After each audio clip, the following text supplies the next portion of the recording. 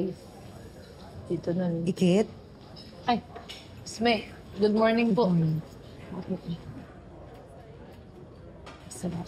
Salamat po. Gusto ko lang sana mag-thank you sa'yo. Is there anything I can do para makapagbayad ng utang na loob sa'yo? Ay, Miss May, hindi ko utang yun. Kusang loob ko pong ginawa talaga yun. Masaya na po siguro ako kung magkaroon ako ng 10 points sa langit. Buutan ka kaayoday, no?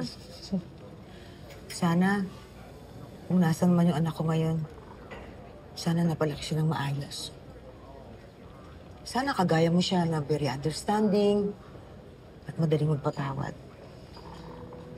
Sigurado ako, Miss May, na napakabait po ng anak. Malamang nagmana ho yun sa inyo. Kaya pag nagkita ho kayo nun, ipagmamalaki niya po kayo. Kasi po napaka mapagmahal ng nanay. Ano mo naman nasabi? Kasi Miss May, nung pinagtanggol niyo po kay Tita Rica, na-feel ko po yung pagmamahal na yun. Kaya nga po nung nag-iisip ako ng pang peace offering, inisip ko po na patluto ko na lang po kayo. Kasi dati po, tatay ko lang po yung pinagluluto ko. Ngayon, pati na rin po kayo. Kasi nanay na rin po yung tingin ko sa inyo. Salamat naman kung yun pala ang tingin mo sa akin. Alam mo, siguro, kung magkikita kayo ni Emily, malamang magkakasundo kayo. Sana nga ho, kasi magka-birthday ho kami, di ba? Eh, ano kaya ang itsura niya ngayon?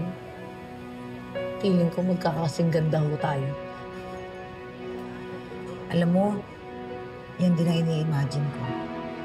Ano na kaya itsura niya. Isa na lang kasi yung picture na naitabi ko eh. Ah, meron po. Pwede ko po bang makita? Oo. Ito. Alam mo, ang cute-cute dito ni Emily. Isa na lang to. Kasama ang tatay niya. Talagang